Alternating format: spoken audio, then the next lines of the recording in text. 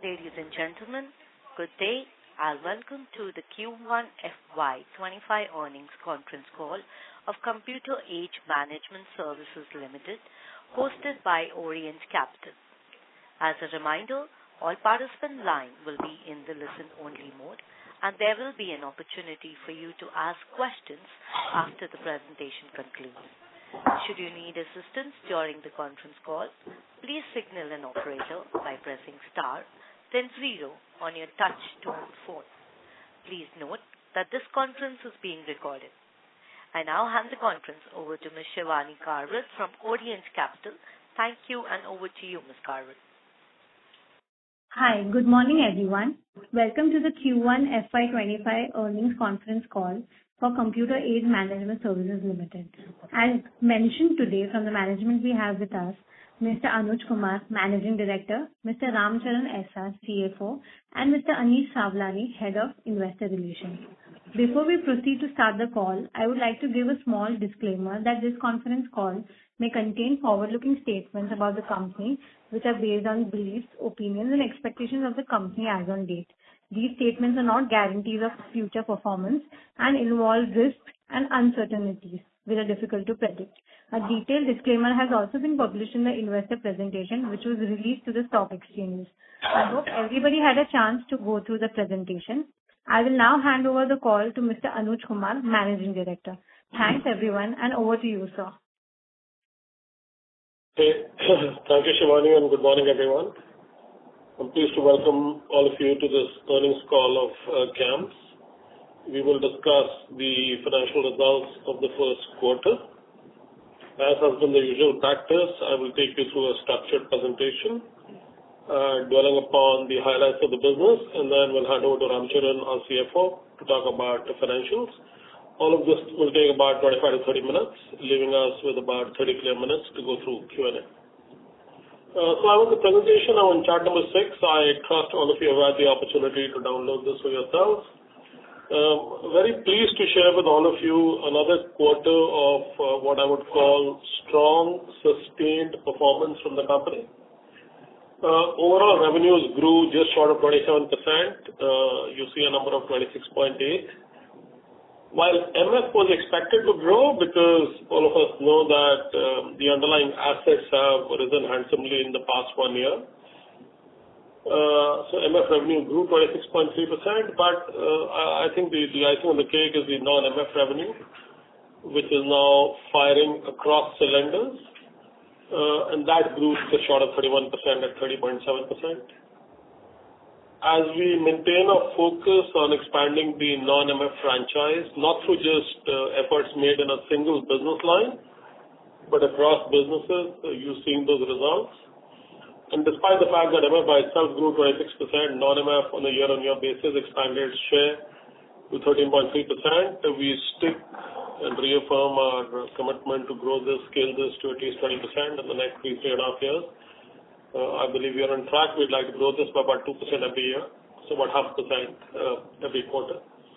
It also depends on how fast MF grows, but that notwithstanding, I think very pleased to share that growth with all of you.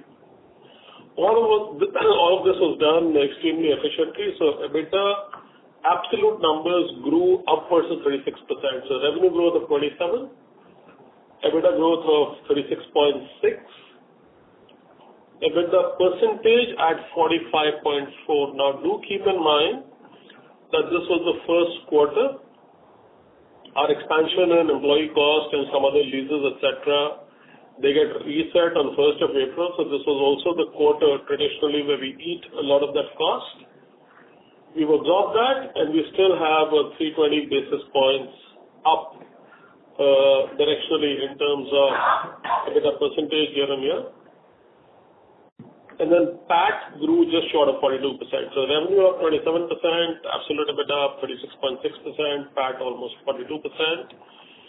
Despite eating the annual inflationary costs that happened in the first quarter, all these results have been achieved. And again, in line with EBITDA percentage growth, almost a 300 basis points plus growth in PAT at 330 basis points. So all of this is just a compelling story of what's happened in the company in the quarter. And you know that this has taken some time and a lot of effort in the making, but very pleased to kind of share the progress report with you. I'll flip to the next to chart number 7. You know that we crossed the 40 trillion or 40 lakh crore milestone. This is an absolute AUM. If I just take quarter to quarter, that's about a 35% growth. It's also a staggering 55% plus growth in equity AUM. You know that traditionally these numbers are in the 18 to 20 range. A very good year could be 25. So we are talking of significant scale on top of the base. Our market share in equity assets, I think, is very heartening. And again, like I keep saying, if there's one foundational metric in the market you want to see, this is the metric. Reached 66% in the quarter, ahead of what it was about a year back, 65%. So that's a significant leg up in terms of that number. The overall equity market share. Equity net inflows, if you see, crossed 90,000 crore in the quarter. This was 70% of industry's equity net inflows. And of the 1,27,000 crore, this was 90,000 crore, so strong number.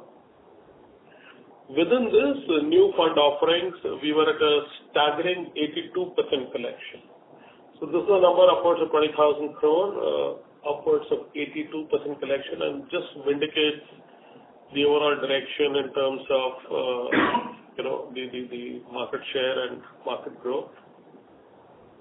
On SIPs, which are again a foundational metric, we've grown to almost 90 lakh plus SIPs registered during the quarter. You know that this number was in the 40 to 50 lakh range, later grew to 60, but 1 year back it was about half this number. So we've grown almost 100% in SIPs.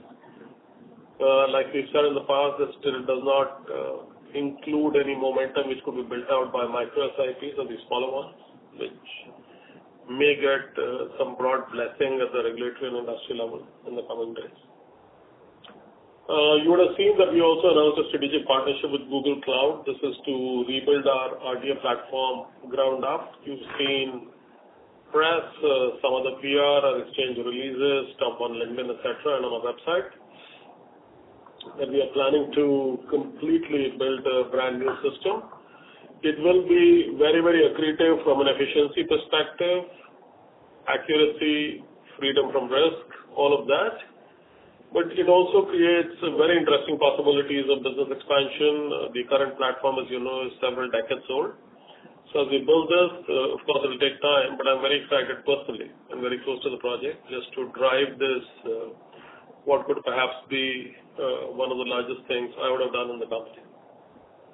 If you see beyond mutual funds, CAMS KRA, I think, is a compelling story. Has posted over 100% revenue growth. Never easy to do that in any set of circumstances. And I think two engines kind of propelling this. One is just natively MFs. Natively MFs have almost double the count of new investors coming in. And as that happens, the KRAs see more business. And the other thing is, like we've said in the last year and a half, that we started getting into servicing brokerages, depository participants, at least those two segments. That's perhaps still, between 10 to 15% of our revenue contribution. So hasn't really been the prime mover, is one of the two prime movers. But as we scale outside of the MF capability and franchise into KRA, I think, I believe there's still steam to grow like this for some more time, maybe at least in this year. So that's a very heartening story. On the alternative side, we reported a total of 36 wins. We got our first overseas fund, largely an inbound. People who like to work with CAMS will seek us out. So this is one of those where an inbound call has led to a contract which has now got signed. On CAMS Pay, we posted a 44% revenue growth.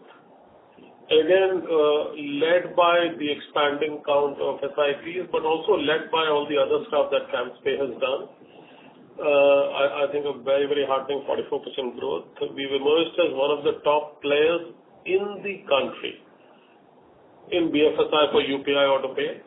Now, that again position happened because we were the first to craft an offering for MS and first to scale it, and then we continue to take it to other places inside the BFSI segment. Very pleased to share that with you.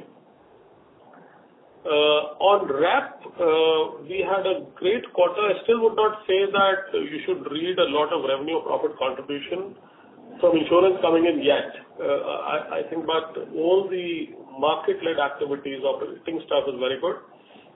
For the first time ever, we opened 1 million electronic accounts for insurance, added 1 million policies. Our traditional run rate used to be about 500,000 a year back. About a quarter, two back, we scaled this to about 7-8 lakh in a quarter. We're now hitting over 1 million, seeking to do the same thing.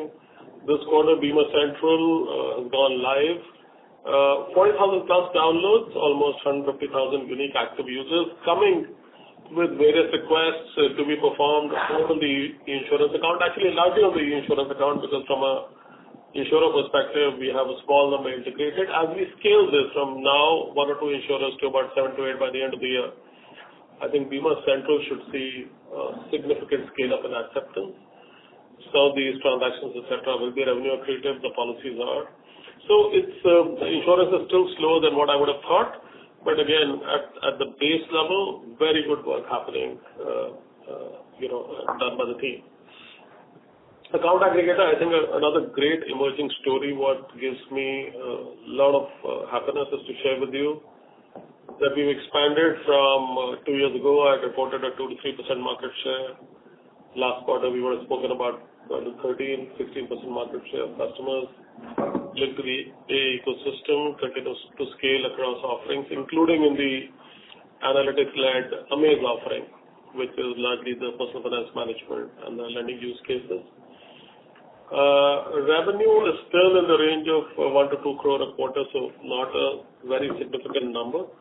But I think from a percentage growth perspective, does please me that's on the right track and doing well.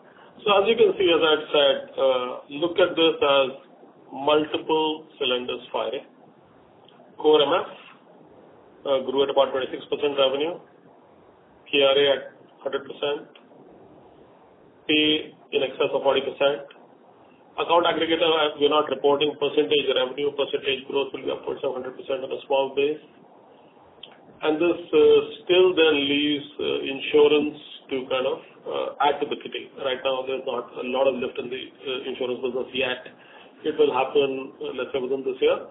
So very, very positive on the non-MF portfolio. We've said earlier that we'd like to scale MF 15, non-MF 20. Non-MF scale 31%, and I think for a quarter or two, we could expect mid to high 20s, maybe up to 30% growth from non-MF coming.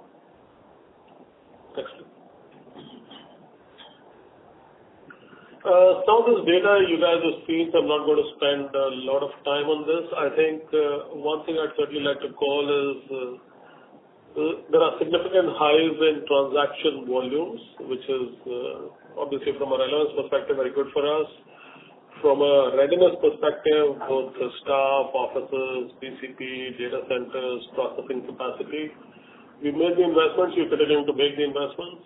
You're seeing almost a 50% growth in transaction volumes year on year, which talks about, by itself, talks about retailization because it's grown faster than assets have grown. All the other numbers I've spoken about, I think the other number I'd like to call is that from a unique investor growth perspective, I call it a foundational metric because more unique investors you get in, more is the chance that guy will come and register the first SIP, then the next, and the next, or bring in money. We did very well, 28% growth versus 22% of the industry overall. I think apart from that, equity net sales, the fact that we are holding share at 71%, NFO, we were at 82%. Overall equity AUM, we expanded share. All of those are just good metrics to have on our side. Go to the next.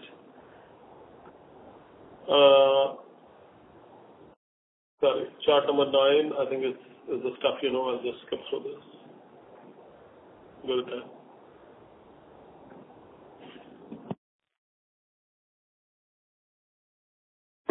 10. Go to 11. 11. I'll talk about the individual businesses. On alternatives, on the back of healthy signings, both CAMS alternatives and FY24 have done well. New client acquisition, almost 36 new clients. This is a mix of people who want to do AIF with us. Also GIFT City, the onboarding platform, which is WealthServe and WealthTrack, so essentially 4 of those offerings have all scaled. I spoke about the first overseas fund administration contract in GIFT. FY24's platform is doing well. It is already active with one of the large banks. The other banks are now, so the private sector banks are expressing interest to broaden this out and to adopt the same offering. So very hopeful of signing a couple of new contracts with FY24. They've also built an offering for pension fund managers and POPs, largely from an onboarding perspective, and again, we're expecting to sign the first order shortly. Just keep your eyes close to this detail, but again, very pleased with the way the teams have scaled up that business. Go to the next. On KRA, I think I've spoken. 100% revenue growth annually, 10% in subsequent quarters or Q and Q. Continue to sell. I think one of the things which is good and which will add heft over a period of time, that the fintechs are coming in large numbers to do business with us. Just broadly, I would say it's not just a CAMS KRA phenomenon. It's a CAMS KRA, payments, account aggregator, at least those 3. And then we've now blended the onboarding journey, powering it through Things Quick ID. So I think that's become a compelling solution. 18 million plus, about 1.8 crore, just short of 2 crore unique plans. We're expecting to cross that sometime in the calendar year. Go to the next. On rep, I did share with you that we crossed for the first time ever in our history 1 million electronic accounts, 1 million new policies. We still haven't done a lot of marketing from a Bima Central perspective or an EIA perspective, so this has gone well. We are reporting a market share of 40%. This is kind of hovered between 35 to 40%, as you know. Our traditional base was getting 500,000 new policies. That's up from 1 million. We've done about just short of 8 lakh policies in the last quarter, expecting that we'll be able to hold this metric. Also, what was very heartening was that one of the leading life insurers just migrated their entire in-force policy book to CAMS Rep. These are those insurers who, instead of going to their customers one by one and inducing them to open EIAs, they just shake hands with us and say, why don't you open an EIA for everyone? And then they move the entire policy base. So obviously, those are the kind of deals we like to do. This one was unique, that the entire in-force policy base has come to us. It does impact market share and, of course, the attractiveness of the product. Several other contracts were added, and I think Bima Central is now active, which means it has, like I said, 40,000 app downloads, almost several thousand people coming to do transactions. Although the number of integrations is still small, as we expand integrations, it will still take place in the October, November, December timeframe. It takes some time to do the integrations. We are expecting a significant leg up in terms of number of transactions that we do there. Move to the next. On payments, like I said, the product offerings are fortified quite well. We spoke about payment aggregation being a core business, adding payment gateway to that. Like we said, in a niche manner, trying to open the education segment as another niche in addition to NBFC. Of course, we will remain confined to scale and profitable niches in the payments business. The revenue up 44% annually, very heartening, 21% quarter on quarter. I think digital payments and UPI in particular scaled very well. UPI is also becoming, the AutoPay is becoming a popular instrument for payments of SIPs and regular insurance premium payments. So that part is done well. I think across the board, we continue to add clients, like I said, fintechs, non-fintechs, housing finance companies, all of that. And you will remember in Feb-March, we had announced the deal with LIC for authentication services. This is something that we alone are doing. And this is all live and will continue to scale over the times to come. So payments, I think, is just got the act right in terms of basic work. And while our stated position is to grow non-MF, upwards of 20%, I think there is a possibility to continue growing, at least for the rest of the year, both A and KRA in the rate that we have reported, and they could continue to fuel non-MF's growth in the year. Next. On FinServ, again, very pleased to share with you that we continue to add FIU users.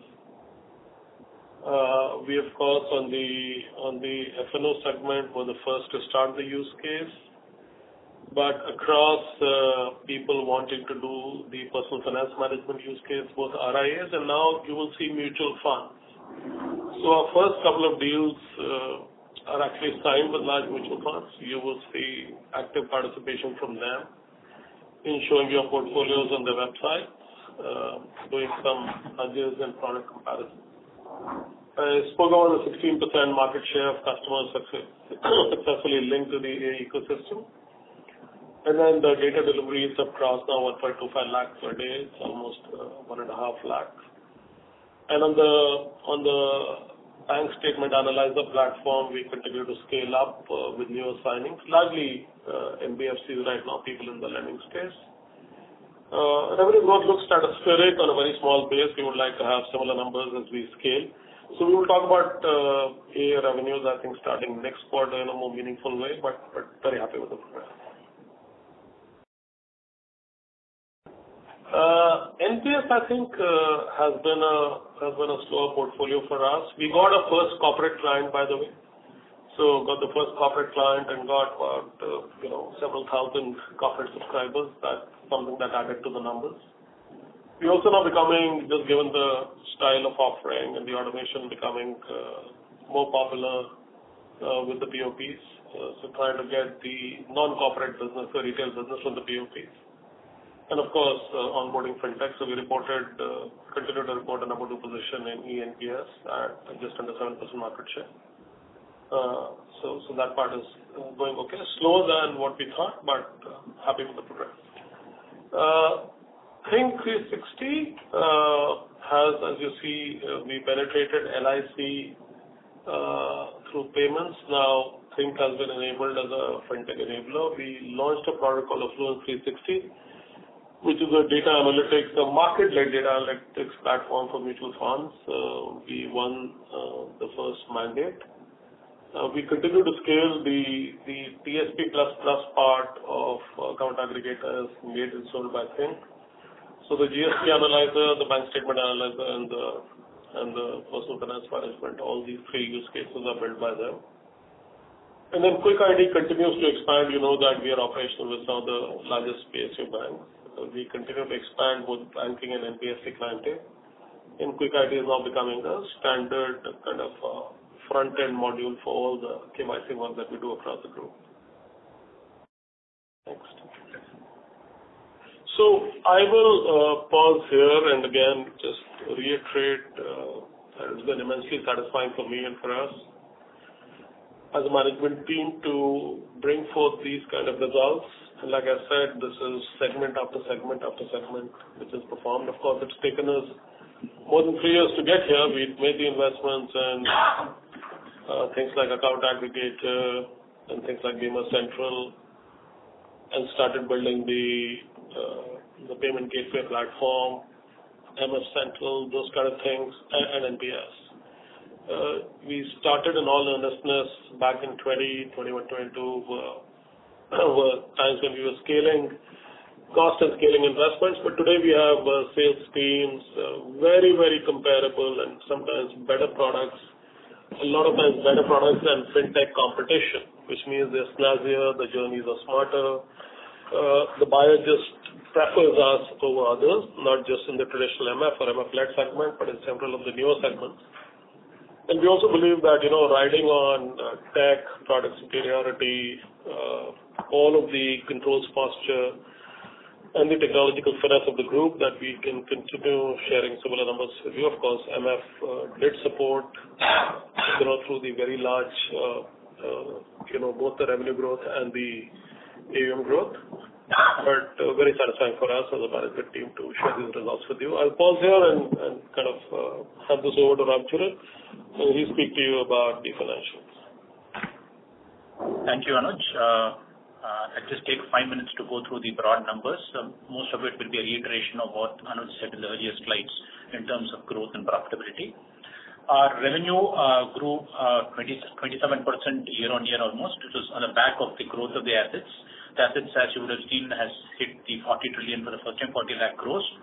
So on the back of growth of assets almost 35%, year-on-year we grew the revenue 27%. On a quarter-on-quarter basis, the revenue growth was 6.7%. The assets actually grew in tandem with that. So it's almost a 70 crore revenue increase on a comparable year-on-year basis, and most of it coming from the asset growth, which is the mutual fund revenue.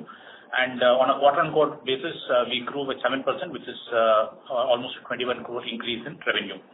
The asset-based revenue, again, mostly in tandem with the growth in assets that you saw, grew 27% year-on-year. 242 crores is the number, and 7.7% quarter-on-quarter. Again, the quarter-on-quarter number is almost in line with the growth in assets, and we see that the yields, which we had guided earlier, would stabilize over a period of the last few quarters. You've seen that play out actually, and the yields have been largely stable, with the quarter-on-quarter depletion being less than 1%, right? It's 0.7% depletion yields. And we also had said that there's not going to be a disproportionate reduction in price or price discounts, and kind of the last few quarters have been in line with what we have guided. And of course, the equity mix is helping us in terms of the yields not depleting and being stable, because the equity mix currently is upwards of 53%, which is kind of helping us in the overall mix perspective. The non-asset-based revenue grew by 24% almost year-on-year, which is largely driven by increase in transaction revenue. Transaction revenue is almost 40% of the non-asset-based revenue. Both transaction revenue and our application revenue and our call center revenue, all of it grew more than 20%. In fact, the transaction revenue grew more than 30% and the call center grew more than 30%. So all that is contributing to a healthy growth of 23.4% on a non-asset-based revenue. The non-MF revenue, Anuj was mentioning that the heartening part of the entire picture is a non-MF revenue growth is outpacing that of the mutual funds for the second consecutive quarter. So the non-MF revenue grew by 31% year-on-year, driven largely by a very impressive growth that we are seeing in both pay as well as in KRA.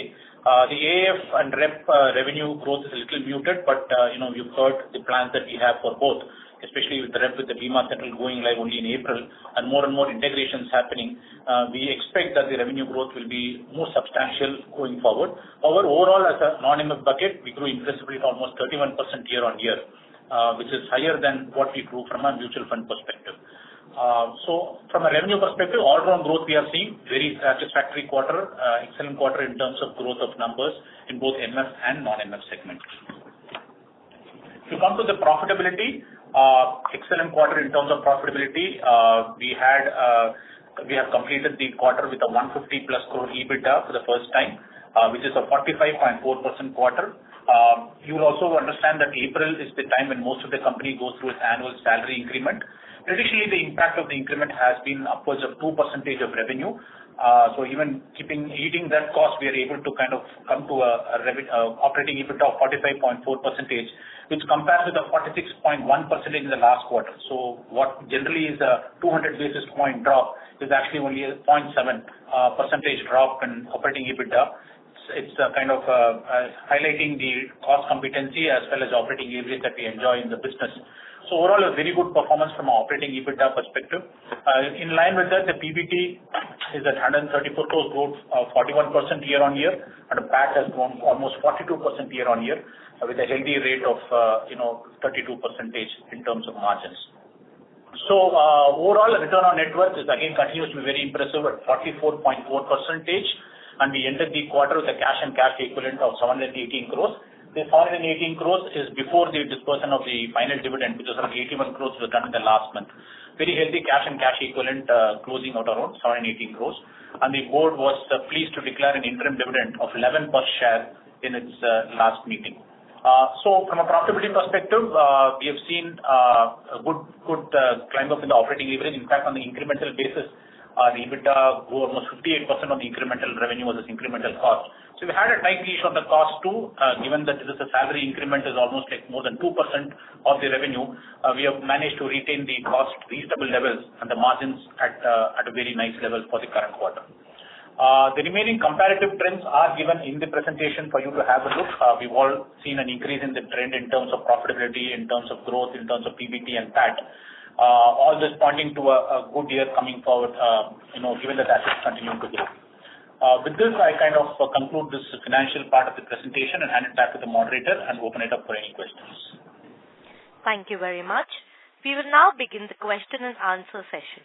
Anyone who wishes to ask a question may press star and 1 on their touch-tone telephone. If you wish to remove yourself from the question queue, you may press star and 2. Participants are requested to use handsets while asking a question.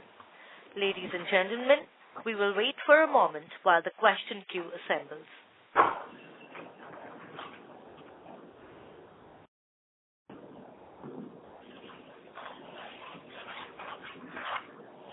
The first question is from the line of Prayesh Jain from Motilal Oswal. Please go ahead. Yeah, good morning, sir. Congrats on great set of numbers. So firstly on this, the cloud thing that you are implementing, what are the kind of costs that will be involved? What will be the timeline period? And so this is basically the entire RTA platform that you are moving to cloud. So are the customers on board with this? So Prayesh, the cloud is a multi-year project. It's re-engineering of the entire platform to make it future ready. It's re-architecture of the platform. It's expected to be a longer project. The entire project could get completed in 4 to 5 years. However, there's a module-based approach that we are taking, which means that we will not wait for the entire 5 years to go live with the entire platform. It will be a staggered phase-wise implementation that we are doing, which will also give us enough time for us to test it out. Yes, the customers have been communicated and they are largely on board. We have communicated to all the stakeholders. However, this is something that will take some time to be implemented. Even the first module will go live probably only a year from now, and the entire thing would take 4 to 5 years. As you know, this is a very complex re-architecture project, and we are very cognizant of the fact it needs to be future ready. From a cost perspective, we have done the numbers, and we do not expect a significant on a net basis post the reductions that we get from the existing resources that we are deploying from IT perspective. We do not expect at any point of time the impact of margin to be more than 0.5%.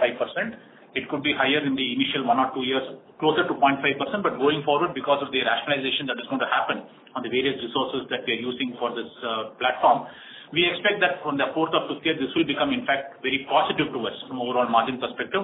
And even in the interim, I know it is not going to be a significant impact. At most, in a given year, you could have a 0.5% impact on profitability.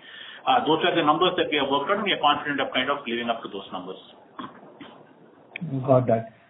Secondly, on just a very basic question, with the markets correcting the way they are today, possibly, and if there are further correction, your yields move back, right? The telescopic structure, if the AUMs correct below the threshold levels, you get a higher reset, right? That's correct, Prayesh. Although it gives us no joy that the fee is going up, but yes, on lower assets we charge higher, just like on higher assets we charge slightly lower. Okay, got it. And from a expense perspective, how do we see this year panning out? So employee cost that has come, should we maintain that kind of run rate? And also on the OPEX, if I look, the run rate has gone up significantly from as compared to last 3 or 4 quarters. It's been moving higher. How should we look at it, and where is this bulk of it going? The incremental OPEX, where is it going? I'll just break it up into two, which is the employee cost and then the operating expenses and other expenses. From an employee cost perspective, as we mentioned in the earlier part of the presentation, that this is the quarter in which you see the employee cost going up because of appraisal.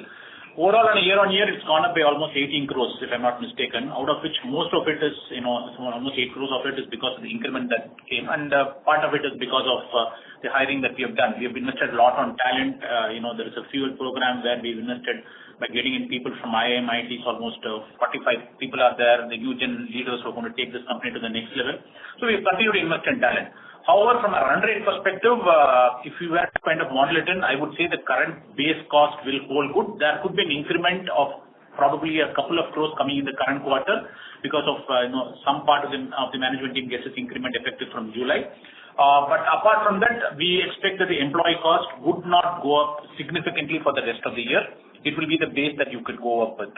If at all there is an increase that happens, it will be largely driven by some investment in talent, which I think we have got on board the early part of the year. So barring a couple of crores increase because of the usual increases in manpower over the next quarter, I don't think there will be a significant increase over the base cost what you are seeing in the first quarter. The other part of it, yes, there has been, you would see that almost like, all put together 10-11 crores of increase of expenses. I think 12 crores of increase in expenses year-on-year happened on the operating and other expenses. See, part of it is driven by the variable part of the cost. For example, you see the CAMS pay is growing 40%, and most of the variable cost that's incurred, which is the what we pay to the sponsor bank for its charges, etc., that will go up correspondingly. Similarly, there is this data entry cost which goes up because there is a higher cost from a NFOs and forms perspective. And we have all our businesses barring MF is on the cloud. So this is an entirely cloud-based model, OPEX-based model we have for our pay business, for our rep business, for our account aggregator, DSP, CRA, everything is on cloud now. So there will be some proportional increase that happens. The only comfort I will give you is that generally our variable cost, which is the operating expense, including the OP, and if you see out of the 8.5 crores increase, almost 3 crores is OP expense, which has got a corresponding revenue line item. Keeping that aside, our growth in operating expenses is generally static it generally correlates with the revenue variable. It's around 7 to 8% of revenue is my operating expense, and that relationship has been there in this quarter too. So we don't see any disproportionate increase there. The absolute numbers, yes, you will see it going up because of the revenue increase on these particular verticals that I spoke about, which is the cloud-based verticals as well as the NFOs as well as the expenses that pertain to CAMS pay. Apart from that, it's largely in line with the overall trend that we are seeing. The fixed expenses, yes, this time there was a few crores, I think more than 3 crores of increase on a quarter-on-quarter basis, sorry, year-on-year basis. Mainly, this is also the month in which we kind of do some leases renewal, we do an increase in insurance facility for our employees, and some such travel, etc., or CSR expenses. So that's seeing this increase. Broadly, I do not expect this base to be altered drastically in the coming months. The 12% including OP and 7 to 8% other than OP correlation with the revenue will exist for the operating expenses, and the fixed expenses barring some 5% increase here and there, I don't think the base is going to change drastically. Got that. Thank you so much, and wish you all the best. Sorry, the only thing I would add to this is that just remember that we are also in a very competitive talent market. In that competitive talent market, this year we chose to give right-sized increments. This is what we've done. Because it's a workforce which has several options. And like Ramcharan said, we are now in our quest to modernize and transform the company. We're getting top-tier talent from the IITs, from the IIMs. We are now, for the re-architecture program, we've hired doctorates, people who applied for patents, so those kind of profiles, coming from Indian Institute of Science and IITs. All of that is foundational, because when you get people of that kind, the one man will do 5 people's work, but you have to pay them the money. So the expansion in labor cost, I think, was well anticipated. It was in preparation for the future. The good thing is that all of that has happened in the first quarter. A lot of it has happened in the first quarter. I won't say all, but maybe about 70-75% of that expansion is already in the books. So you're seeing the results post that. The productivity from this workforce, the salience in the market and the wins, etc., will follow. But I think it's just foundationally the right thing for us to do, which is what we've done. Got that. Thank you so much. I wish you all the best. Thank you. The next question is from the line of Abhijit Sakhare from Kotak Securities. Please go ahead. Yeah, thanks. Good morning. I hope I'm audible. Anuj, you mentioned about your excitement around the new business opportunities this new platform can create. So if you can elaborate on that, please. And a related question is that generally we viewed the RTA business as a business model which has fairly stable fixed cost. But with Google coming on board, does it significantly variabilize your cost, and how does that what does that mean in terms of what you charge to your clients and how clients also look at your profit margins? That's the first question. So on the first part, think of very interesting possibilities emerging from the platform rebuild, because like I said, the current platform is a few decades old. Our ability to bring in components of taxation, charges, currency, data management, querying the data, insights and reporting will become significantly superior. Why will it become significantly superior? Because today for everything I have to create a server bank in-house and then run these things. I may have the payload for a day or 2 or 3 every month, but I still have to build it, and it still cannot match the finesse and the scale of what you can do on the cloud. So one is just the heft offered by the cloud from a computing scalability perspective, and if we need temporary capability that can be easily bought for a few days or hours, weeks and a month. But the second is, given the fact that we are rebuilding and reimagining everything from ground up, I think a lot of components that we had bolted on from outside, so think of WhatsApp communication, for example, you want to bolt it from outside. But if you're natively building a platform, all of this can be just part of the base, which is how we are thinking of it and imagining it. So that's point number one. Point number two, at the levels of scale that we are seeing, so 8 years back when I joined the company, we used to register 3 lakh SIPs. In a month, we registered 30 lakh SIPs, and I don't know whether this will scale 3 or 5 times. So at some time, just given the volumes and the retailization, you've seen that the transactions are growing ahead of assets. That's just one metric of retailization. We want a capacity model which can scale up as we need. And beyond a point, building your own data centers and scaling your own data centers is a job that most people have stopped doing globally, right? It's a specialized guy's job. You either go into a co-located data center built by a global major, or you just think of cloud computing.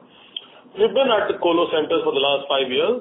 We've decided to now go into the cloud instance, and like Ramcharan said, every other business, although you can argue they're small, and none of them is even 5% the size of the mutual fund business, but uniformly across payments, insurance, CRA, account aggregator, MF Central, all of them are on the cloud, so we have enough experience in the group. Does this change anything as far as the charging model is concerned? The answer is no, because the charging models are neither predicated on our operating model nor on the model of the cost. So from a slightly capex-heavy model, this will morph into a more OpEx kind of model over the coming years. But I think as far as the marketplace is concerned, their belief and agreement is that we will be significantly more efficient, faster, more contemporary and modern in our capability to both ingest technology and deliver outcomes consistent with that. So like I said, it's when you bring a set of IIT graduates, postgraduates and doctorates who applied for patents, it's our desire that we will deepen that effort, right? So to usher in that era into our operations, obviously we have to do something different, which is what we are doing. And I don't think from a marketplace perspective, this is going to materially alter the charging capability of the style. Just add, Vijit, if anything, and we spent a lot of time on the drawing board with this strategy. If anything, I think it gives us some flexibility on cost management, right, in terms of making this cost variable. So I think we have what it takes to kind of monitor that on a continuous basis. Obviously, cloud is a different animal altogether. So I think from a cost perspective, we will at least get flexibility on managing the cost as we go forward. Hey, thanks for the detailed answer. The second one is on the alternatives. Just wanted to get some sense, how is that market evolving in terms of pricing? If you could, with some examples around the large deals that you've done, whether these are project level pricing or license type of deals, or there are some AUM linked pricing. If you could explain, that will be very helpful. So the pricing, if you do have a close-ended fund, and given that number of investors is not going to be more than 1,000 at any point of time, the preference for the market, and I know you're hearing a different thing from the competition, but the preference for the market very clearly has been to do this pricing based on number of investors, right? Barring open-ended funds or Cat 3 funds, or where there could be a upside in the terms of assets under management, we see a marked preference. In fact, a condition that the pricing would be determined by the number of customers. So the deals that are being closed are slab-based, but the slab is not determined by the assets under management, but determined by the number of customers onboarded. Like, for example, 0 to 100 could have, say, 80, 90,000 or 1 lakh per fund. So it is always per fund, customer-based, generally, customer-based kind of pricing that we are seeing in the market. And that's been the trend in the last few quarters, in fact, of last more than a year for sure. And we don't see the fund managers being open to some other pricing module for such kind of funds. That's the experience that we have had in this sector. Got it. I have one more. I'll join back in the queue. Thank you. Thank you so much. The next question is from the line of Devesh Agarwal from IIFL Securities. Please go ahead. Good morning, sir, and congratulations on great set of numbers. I just wanted to dwell a little bit more on the non-MF business and continuing with the alternate question. So as you also acknowledged that this quarter the growth was slightly subdued. So just wanted to understand, are there any one-time implementation fees that we generally have and that can lead to quarter-on-quarter volatility? That is one. Second is basis your revenue model where you said it will be on the number of investors. Do you get any benefit if additional capital is drawn from the existing set of clients? And lastly, what is the expected growth for this particular segment that you think you can achieve? So Devesh, I'll try and answer your question. If I do miss out, please do alert me. See, on the growth, yes, obviously we, from a growth perspective, it's decent growth year on year. We did get to 12 to 13% growth, but probably we would have liked it to be a few percentage points more than that. The nature of the industry, and we have been saying this is a sell kind of an industry, right? Which is that the funds, unlike in mutual fund, will have a life, and the life will end, and the fund will shut, right? And then we'll have to be replenished. We'll have to be replenished, and we'll have to grow 20% more than that. So the dynamics are a little different when compared to MF in this particular industry. And so there will be some period in between where you will see a funds, shutting down in terms of their life being over, not shutting down, as in their life being over and liquidated, and the new funds coming in, and there is a lag between the two. So this will play out for some time, and we do not see this drastically reversing in the next few quarters too. So that's the outlook. The outlook is that we will try and kind of optimize the growth, but I don't think we will see a 25% growth in AIF for the next couple of quarters for sure. We will kind of maximize it and get it as close to 15 to 20 as we can. So that's the endeavor internally at least. From a billing perspective, we do not, barring the few funds, and less than 20% of our funds are priced based on AUM. Barring a few funds that raise additional capital, I think the initial cost is built into it. The way you look at it is why we don't see the yields as the basis of billing. The effective yields actually remain stable, which is that whether you bill it based on the number of investors in a particular fund or based on AUM, the effective bits or yield always stays between this 1.25 to 1.5 kind of a thing on the RTA business, right? I think that remains stable throughout, and the way we price and way we bill may be different, but the yields remains kind of stable on this business with respect to how we bill it. That's been our experience. The only one thing I will add, Devesh, to this is that as a group, we don't like to over-engineer pricing, and that means that we are used to long-term annuities. We are happy with long-term annuity. If there is an opportunity to break 100 rupees of long-term annuity and get 80 rupees of upfront price now, we don't do that, because that just creates all kinds of lumpiness and trouble for you to understand and for me to explain. So we never do that. I mean, you've been watching our results for the last 4 years. For the next many years, you will see that we do not, as a principle, create any lumpiness ever, even if it is in our control. Yeah, sorry, I missed that question, sorry. Which is that, no, it is not skewed because of one-time implementation fee. Our model does not ask for a disproportionately higher implementation fee, just to add to what Anuj is saying.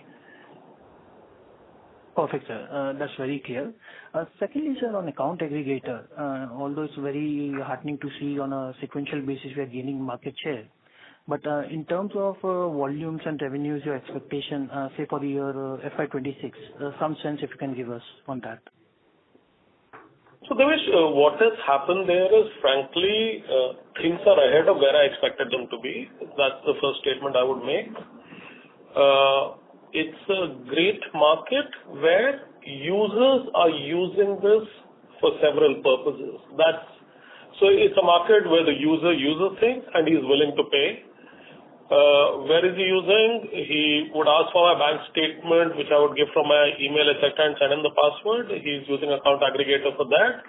Like we said, the asset managers will now start showing you your portfolio live on their websites. They're going to pay for that. And there are multiple use cases, including what Think is building, which is producing a credit memo, which I sell for 20 rupees, which a bank will take a week to make.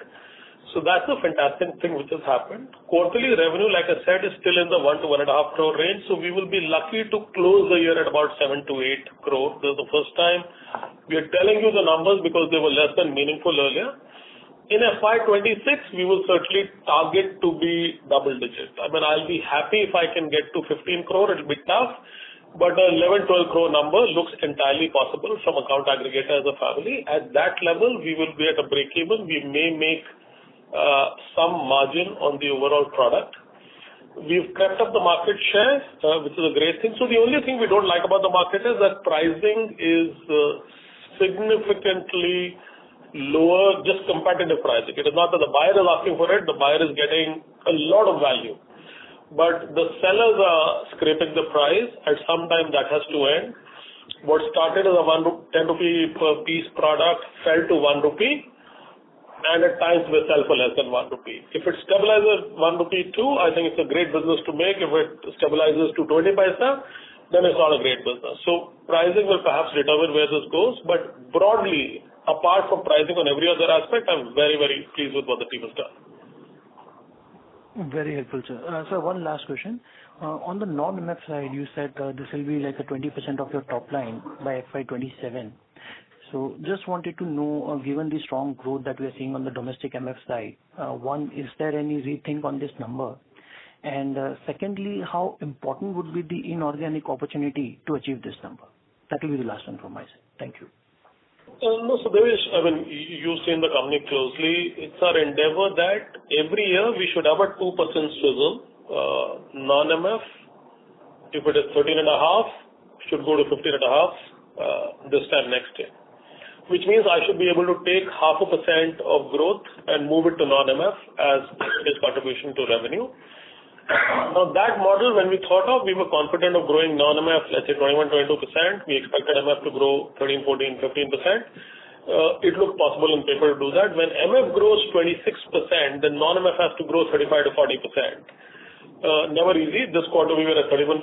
Like Ram said, second successive quarter, we may repeat this in the current quarter too.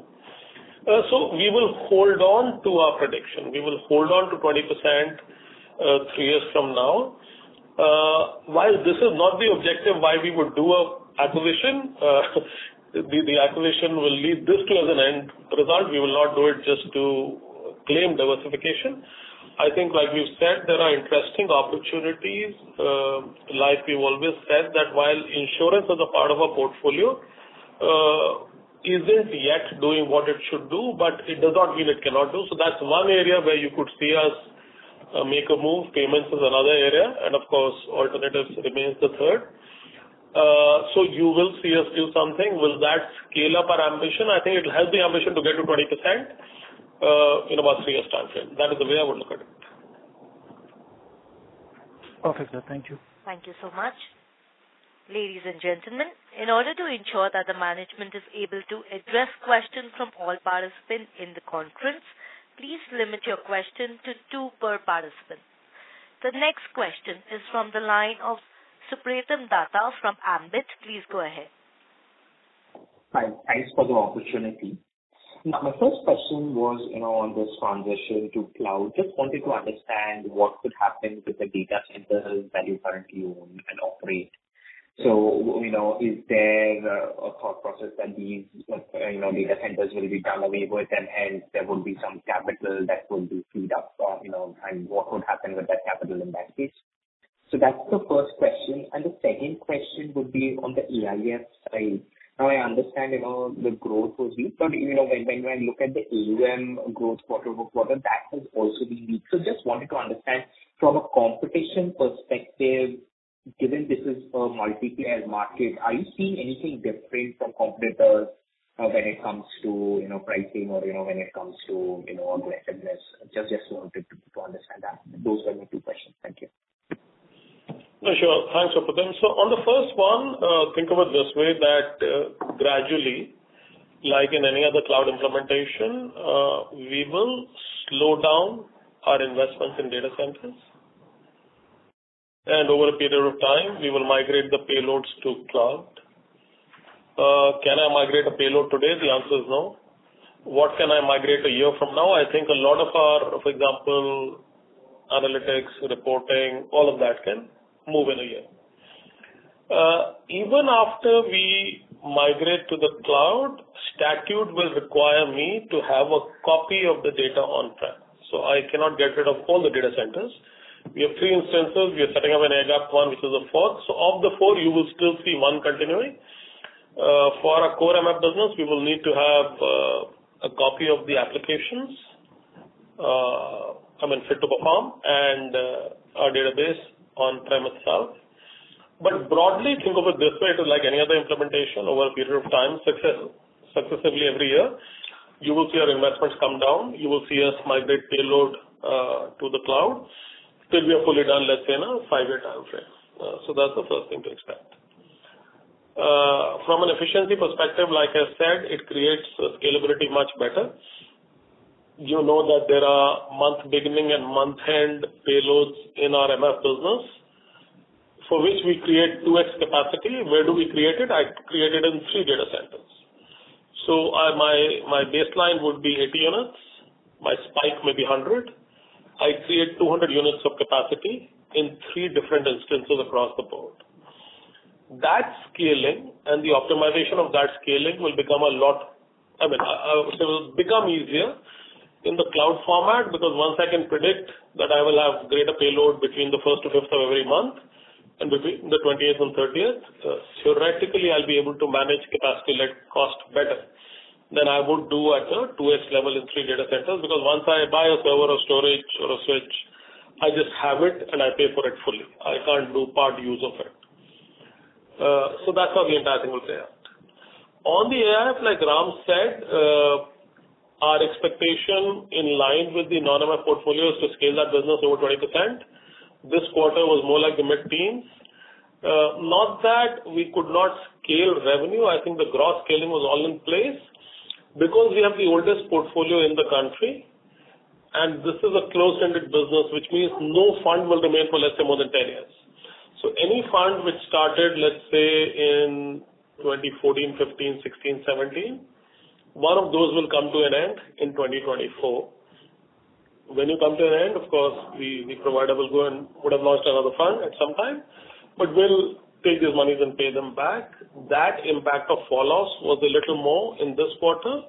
In the first quarter, may also be a little more in the next quarter. Otherwise, so that perhaps explains best the 20% minus 15% growth. The 5% is on account of that. Are we seeing any other dynamic from a competitiveness perspective? Nothing specifically. It's a market which has already seen some price down. So we're expecting prices will stay here, but will further price down happen? Not expecting that to happen.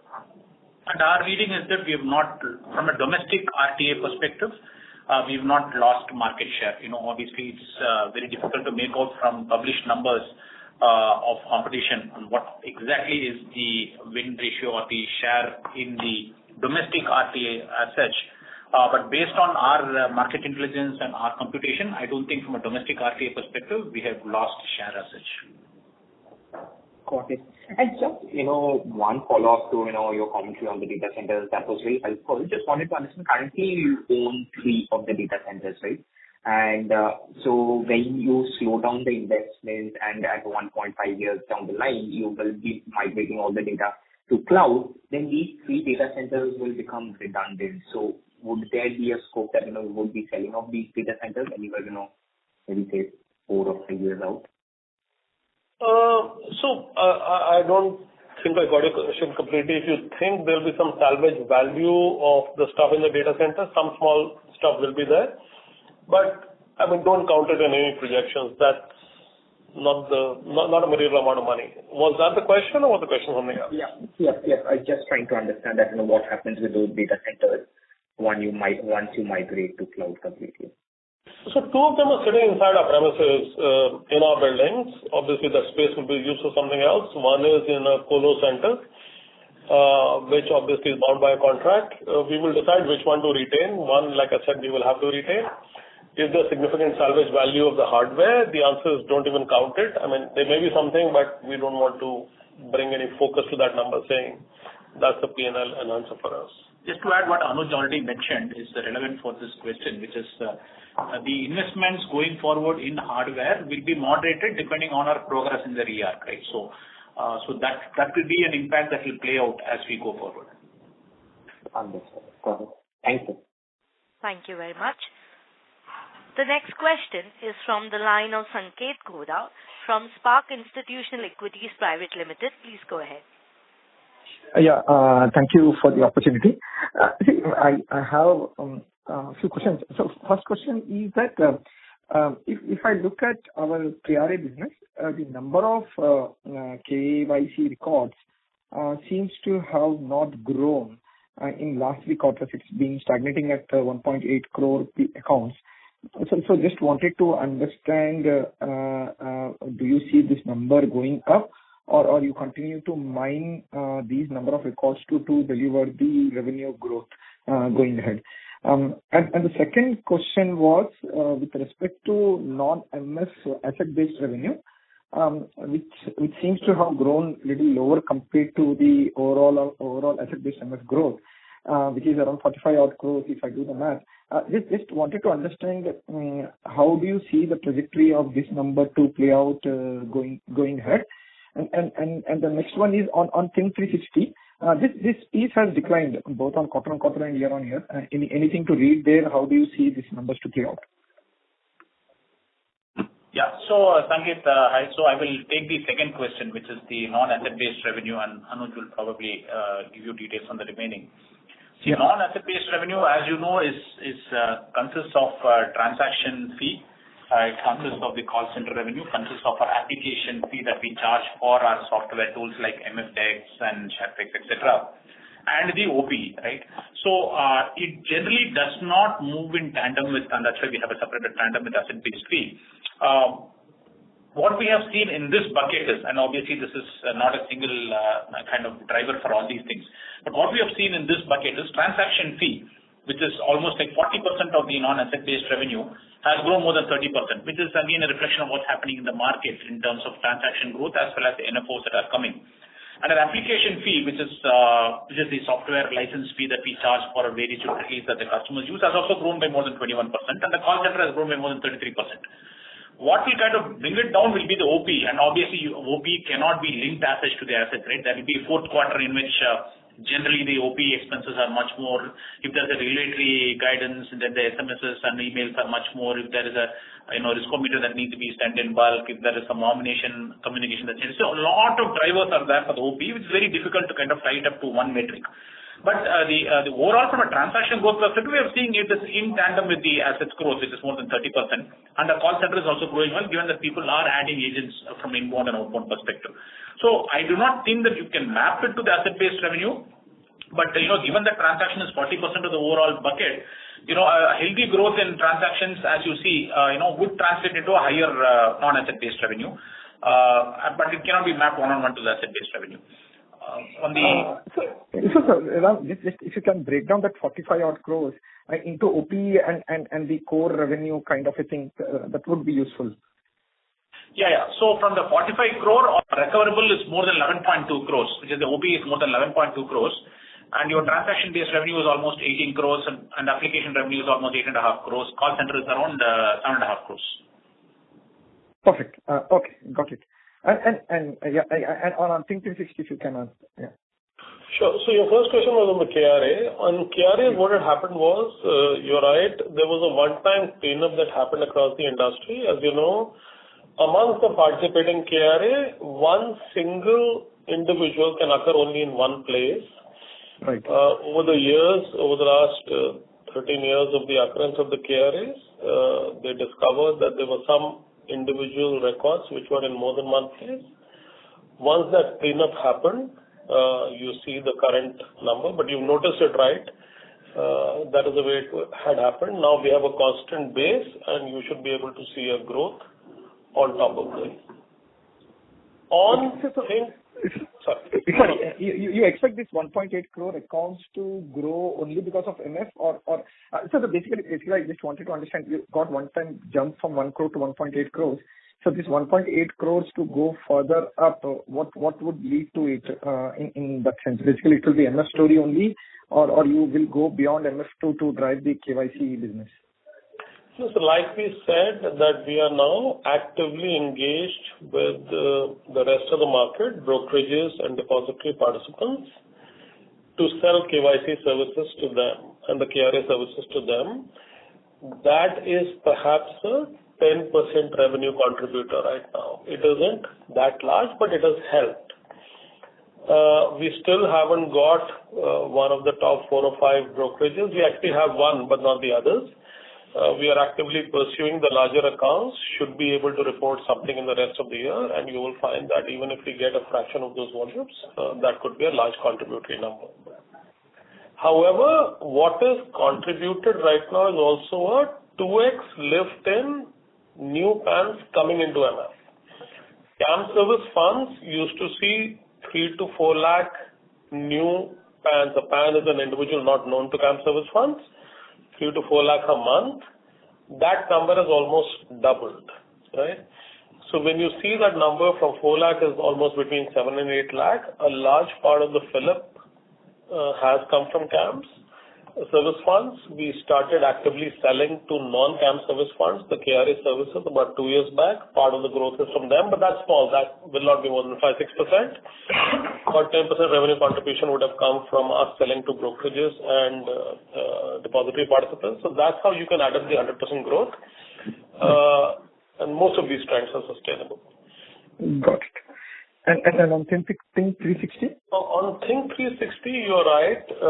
The scale-up hasn't been, not much scale-up has happened in the first year. One of the large reasons is that Algo 360, which was kind of a precursor to account aggregator, we were expecting that for some time there will be a market for both the products, both for Algo and the account aggregator. Now we are seeing that the account aggregator market is definitely showing a preference for a kind of offering, not so much for the Algo offering. So we are continuing to engage with the market and sell. At some time, that question had to come on whether we keep selling the core or we start selling the value-added services under the brand Amaze. I think we're seeing some of that impact. Also, one of the large, although it's not a major contributor, but one of the large US-based analytics contract hasn't seen the scale-up it needed. We are now not actively selling in the US. We're largely focusing on the Indian market. If contracts come from the US, we will service them, but we're not actively selling yet. So that explains what's happened at Think. Got it.